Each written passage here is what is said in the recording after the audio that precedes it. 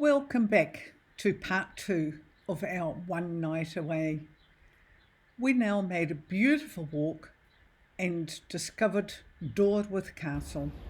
We hope you enjoy the scenes that we discovered and the history surrounding the castle. Enjoy watching. Doorwerth Castle, like many, a castle with a story.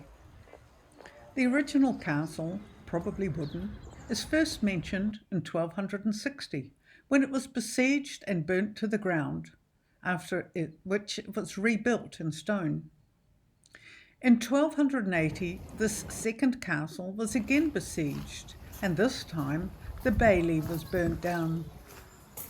This castle probably consisted of a simple hall keep, 2 stories high, with 1 metre 20 thick walls, and featured a surrounding moat which was fed by the nearby river Rhine.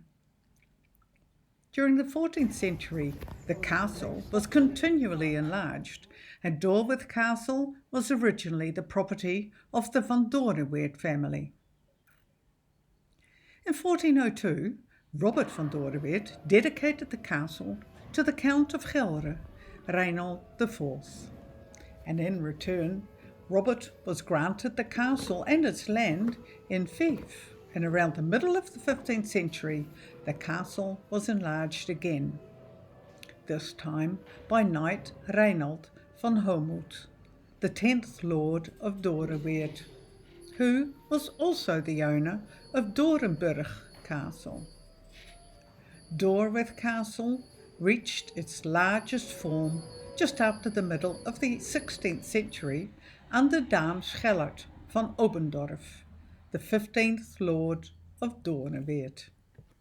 He made the castle and the group of buildings on the bailey into a unity and adjusted them for more space and comfort.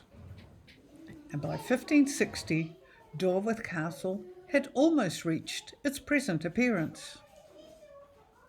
Around 1637, the bailey was rebuilt to its present appearance, and a dike was built around the castle to protect it from flooding of the River Rhine. Shortly after, the castle changed ownership due to financial problems and was granted in fief to a German count, Anton van Aldenburg. His successors did not alter the castle or bailey, but did acquire more land. And at the end of the 18th century, the castle was no longer inhabited, but was looked after by a steward, for its owners now lived in England. As a result of this, the castle was in a neglected state when it was bought in 1837 by Baron Jaap van Brakel. He carried out a thorough restoration and a complete modernisation of the castle. But unfortunately, the revival of the castle only lasted for a short time after the Baron's death in 1844, and the castle once again fell into neglect. And it remained neglected until 1910, when it was bought by retired artillery officer Frederick Adolf Hofer.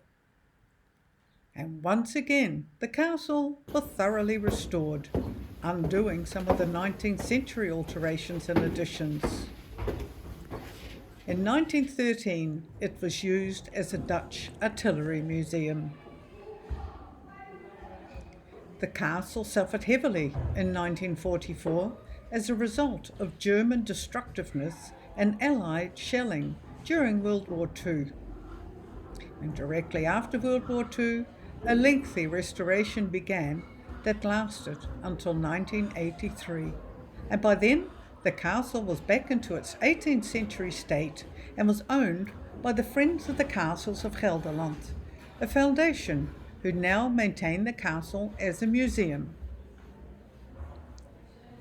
In 1969-1970, the author Erik Hasselhoff Ruffelsheim wrote his book Soldaat van Oranje, Soldier of Orange, in the restaurant of the castle. And the Dutch film director Steven Brinkmeijer was born at Doorwerth Castle in 1964 and lived there until 1970. In 2004, the castle featured in the British paranormal television show Most Haunted, as it was said that ghosts haunted the castle.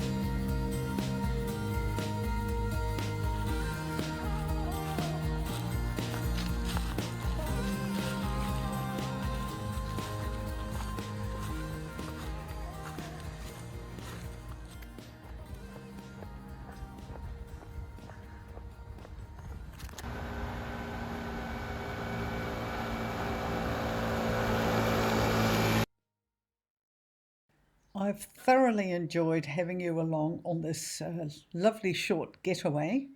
Um, Lots and lots and lots of exciting stuff in the make while we speak. So I do hope you'll subscribe and come back and watch what I have in store for you. Thanks for watching, everyone.